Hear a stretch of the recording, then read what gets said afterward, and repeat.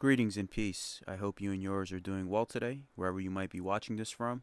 Now, the title of today's presentation will be The Vietnamese Philosophy and Faith of Caodaism and its similarity to Freemasonry with its teachings.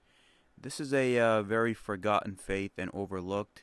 It reminded me a lot of the Druze from the Middle East, as only 2% of the Vietnamese population follow this, and its teachings and parallel comparisons to Masonry were very intriguing to me, and I wanted to share the findings with all of the viewers. So I hope you like all the things that are shared in this presentation. Thank you. Here we will go into some of the teachings of the Caodaism faith. Here we have their flag, which symbolizes the three faiths of Confucianism, Taoism, and Buddhism, with the red for Confucianism, blue for Taoism, and yellow for the Buddhism. And the English text, the translation of the Vietnamese flag, reads the third amnesty of God, with the all-seeing eye of the Creator. And Cao Dai also means the high tower of God, basically the celestial Grand Lodge above for Masonic comparisons. So they believe in the unity and oneness of all faiths, just like how Manly Palmer Hall said that the true Mason finds light at every altar. So the Caodaism faith also symbolizes the same similar teachings, that there's something good that you can take away from each faith and apply it to your life. This monotheistic faith began in 1926 in Vietnam, in the Tây Ninh province, and their concept is simple. Every religion, every faith is teaching you love, justice, peace, equality, and freedom, and we must use those teachings with our earthly life here to try to work our way back up into the graces of the Most High, as mankind is currently in its fallen state. And we must become the perfect character, or in Masonic comparisons, smooth out our rough ashlar to become the smooth ashlar, with our imperfections and our habits to know good, think good, and be good in all that we do, say, and interact with self and others. Now, with the communist regime in Vietnam, they have tried to, block the faith out, but it's still the third largest faith in Vietnam, and they have close to 5 million followers all around the world, including in the United States, where even in Houston, Texas, they have a temple and their own community. I believe in Houston and also in California, they have a diaspora community from the Vietnam era. Now, the thing about the Caodaism is that it reminds me a lot about the Druze. So they're spread out, and they have this concept of just being in this holy concept of connecting the heart through the eye of the Creator.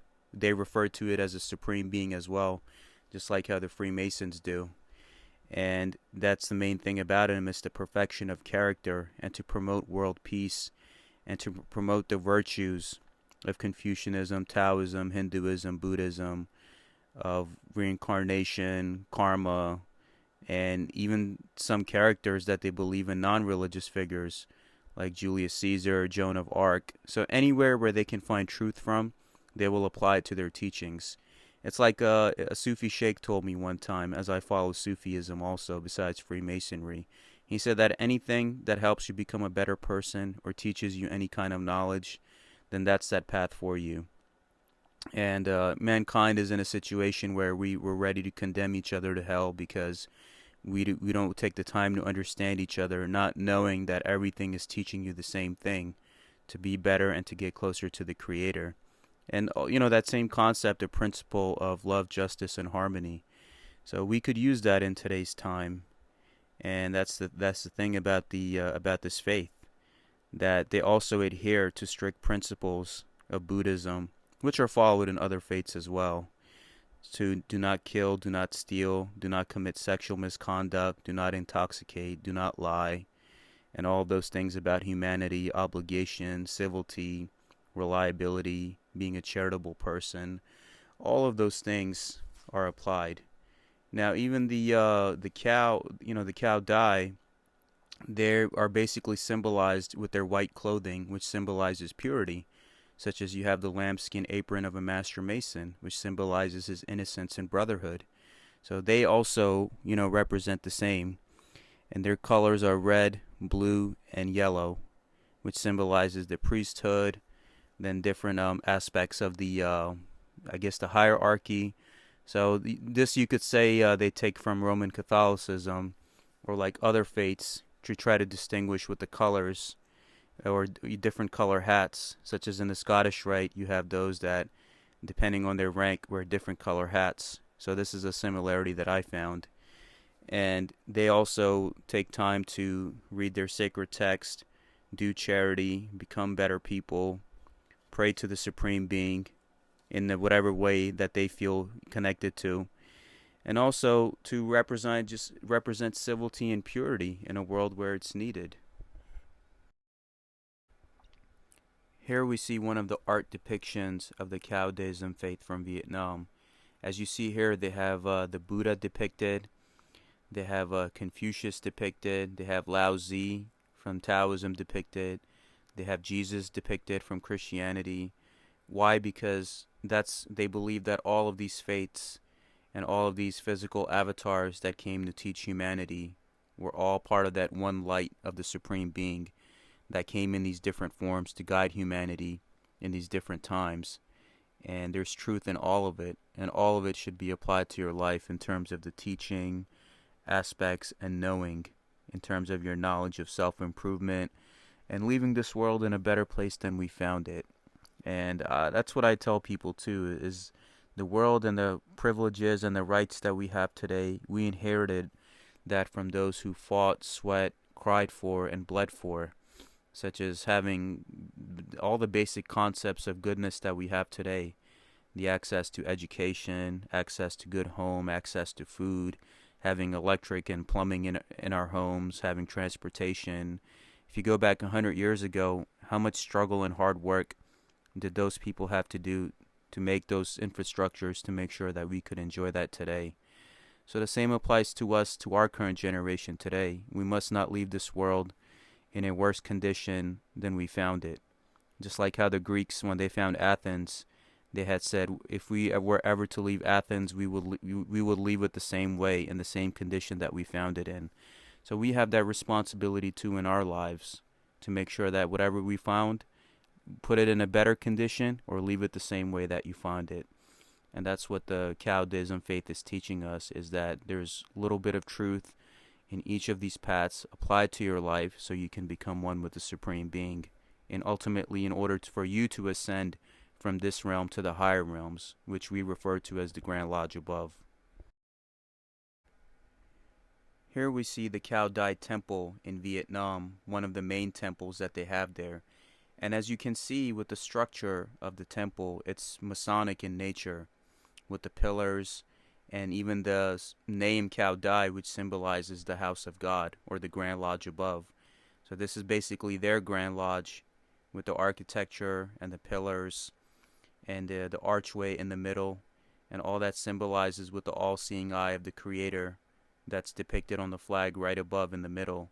And it shows you that in order to find God, since you are that physical temple here on earth, you have to go in the middle of your heart, which is yourself, you the physical temple, and go inside your heart to find God. And that's where you find all of these answers. Ultimately, throughout all your struggles and successes and heartbreaks and realizations, it was you ultimately who came to those realizations of who you are, what you stand for, and what you need to do. And ultimately, those lessons were in your own self. Just like how when Neo goes to the Oracle would never tell him anything. She would just tell him, look behind the sign, behind the door, and it would say, know thyself. You know thyself, you know thy Lord. You know thy Lord, you know thyself. Same with the concept of Sufism. I tried to find myself, but only found God. I tried to find God, but only found myself. So that is the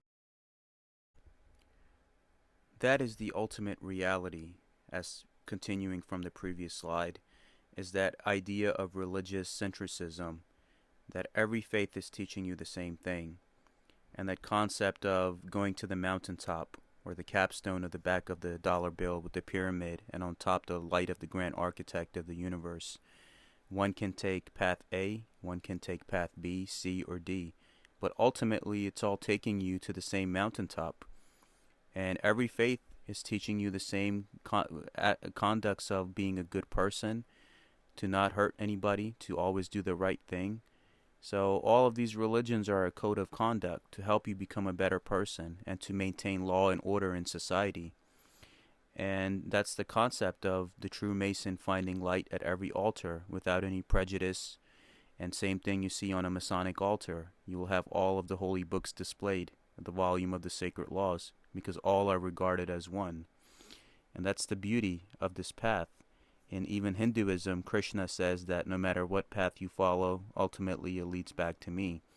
In Taoism, they say the Tao is the only reality. In Sufism, they say that Allah is the only reality. So that light, that oneness, and the source of the grand architect of the universe, you have to follow in your heart, like what the Caodaism faith is teaching us. What is it that helps you become a better person, helps you get light, helps you contribute to society and be a better husband, better son, better family man, and all of those things. And you follow that to your heart's content. And that's ultimately, that's our reality. This life is a game. We're here to pass the spiritual school. And depending on our actions, we will either ascend or we will descend.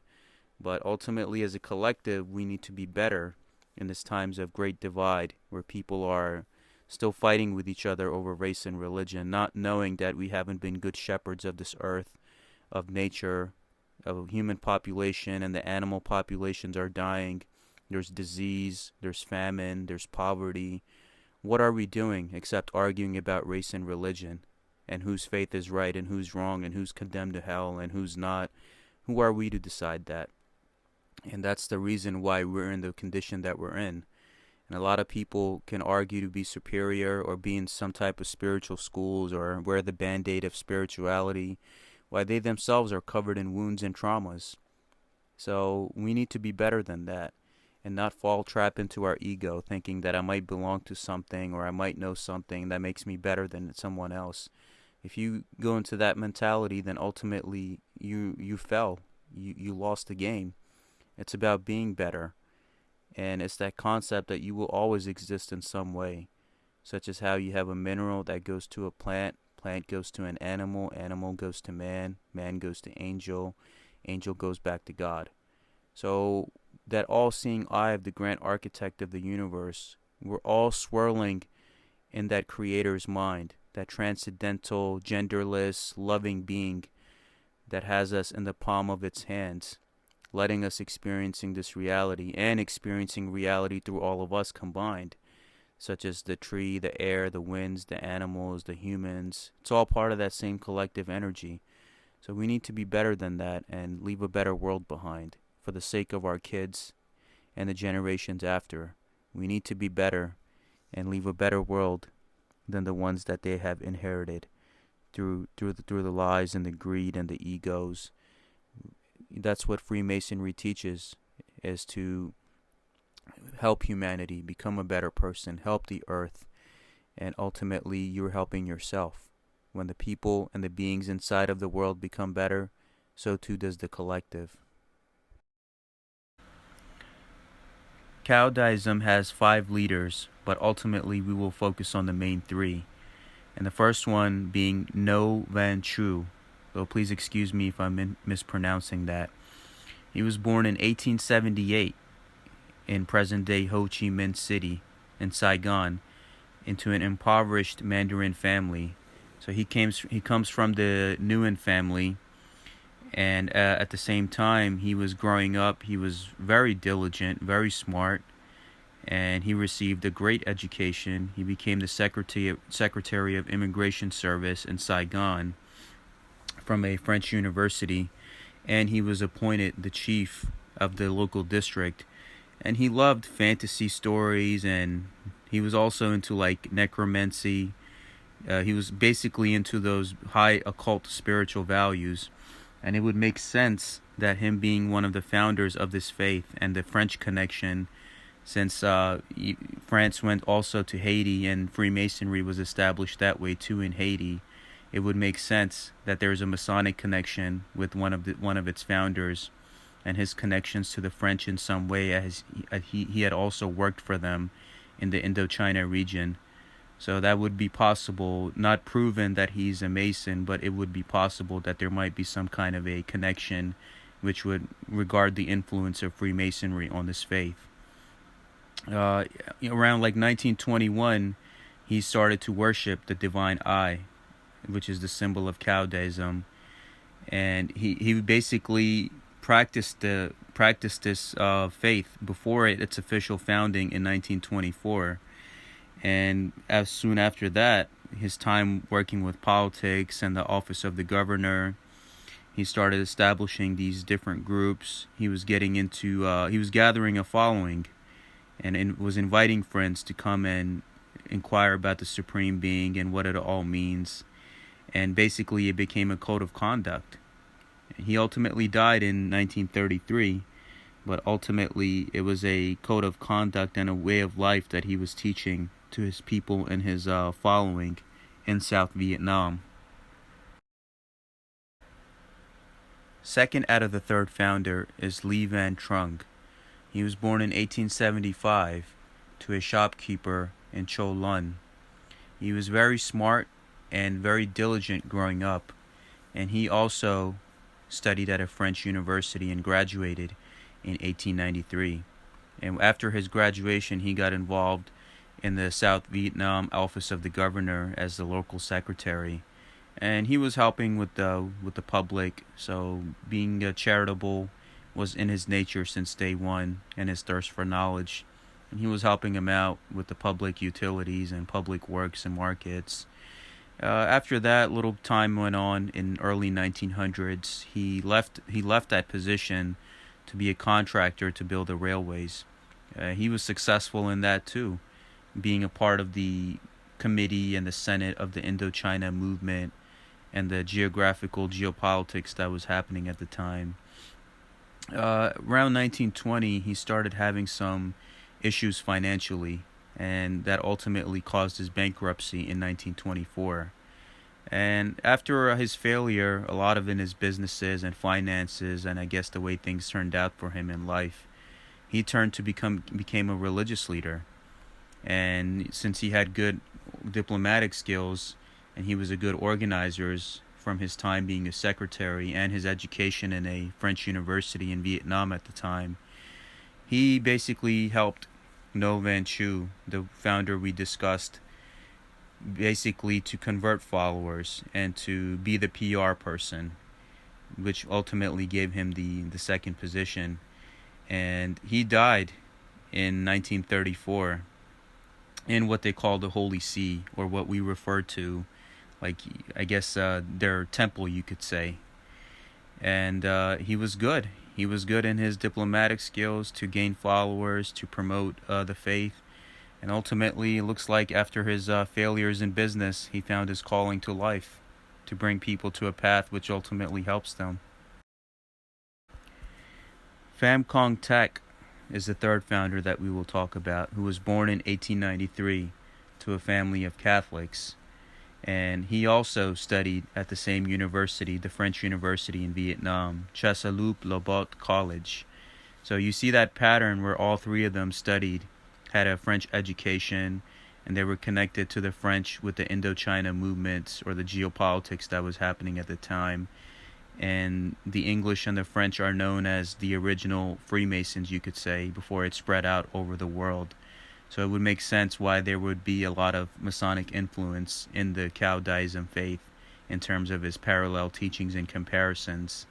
Just like how we have the establishment of French influence in Haiti, and how you have some of those influences there as well in their lodge system. So as time went on, he worked in the tax service in 1910, and he was good. He was good in his skill. And after the tax service, he started joining the different movements to try to get an understanding of life. And ultimately, that led him to the doorsteps of Caodaism, which looks like it was his fate from the beginning. And he became one of the chiefs, like a legislator of the faith. And after the death of Ly Van Trung, the second one we discussed, he became the leader, became basically its manager, executive. So he was basically a grand master. And around 1940, he was exiled to Madagascar by French colonists. And late into 1945-46, at the end of World War II, he was allowed to return to his position to hold his to do what he was doing for the Caodaism faith. And in 1956, he was exiled again because of the issues that he was facing, from the government. And ultimately, his life came to an end in 1959. Here we see a modern Caodaism temple where you have females and males who participate at the same time. And the beautiful thing about this, in the parallel comparison, is that when the children turn 18 years old, that's when they can petition to become a part of the movement. Just like how when you have a adult of a mature age and good background, he can petition from another Mason to become a Mason. So that's how it works in their system as well. And it's the same concept: a mature age, good recommendation, good background, belief in a supreme being, and a lifetime commitment to a good, clean life and a life of integrity to help yourself, help your country, help your community, and all of those things. And I hope you got a better understanding of what I covered in the previous slides, especially with the three main founders. Ultimately, you have 5 main founders, and it was 12 founding members, but I wanted to cover the main 3 ones that basically hold the foundation of this movement, you can say.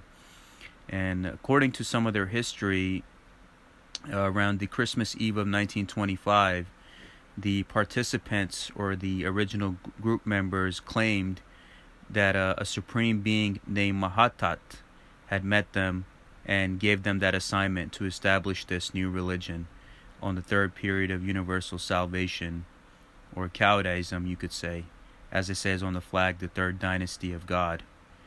And that's when they had like these little separate groups, and they merged them together around in the same 1926 era with the 12 founders that they had.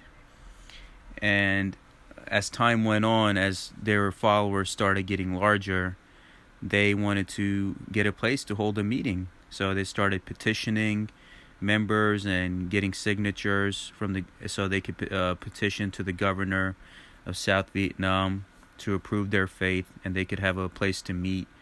And I believe it was in November 1926, as time went on, they didn't mind about the situation at the time that was occurring with the government. So they held a ceremony at the Buddhist pagoda in Tay Ninh, declaring the birth of this movement. And the movement was attended by several French and Vietnamese officials. So again, that French connection is there, or the French Masonic influence is there.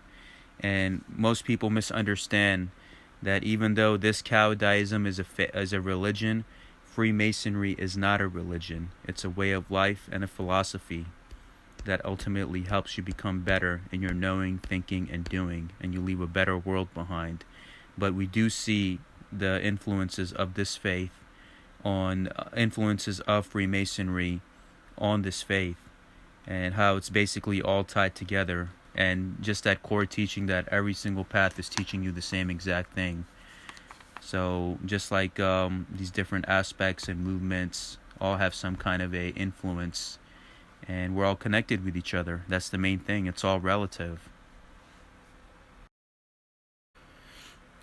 Here we see the Caodaism community in Houston, Texas, at one of their temples.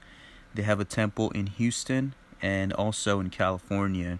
And here we see them depicting their love for the United States, which is also a Masonic principle for any Mason, that whatever country that you are a resident of, you show loyalty to their ethics, to their code of conduct, and how they want you to conform to society without being rebellious in any way, to be a good citizen and a good example for your family, for your community, and all that you represent.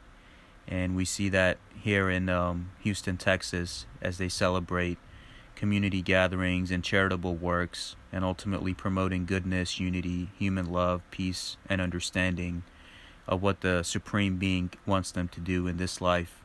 So ultimately they can work their way back up into the high tower of God, which is the Grand Lodge above. Same thing with a Mason. who is given his tools to smooth out his ashlar, to become a better person and leave a better world behind, and ultimately be back in the graces of the grand architect of the universe. Thank you for watching this. I hope you were able to gain some understanding about the Caodaism faith and philosophy and what they believe and how they follow it. It was an educational experience for me as well, as I never knew that this faith had existed. And I thank you all for watching. If you have any questions or comments, please email me at salmonshake911@gmail.com. All images used were retrieved from public domain searches and are the rightful property of their respective owners. The images used in this video are for the purpose of non-profit awareness and education, which is protected by the copyright laws of fair use education purpose. All my videos are for non-profit and education purposes, and all opinions expressed are my own under free speech and do not represent anyone. Thank you for watching. All rights reserved.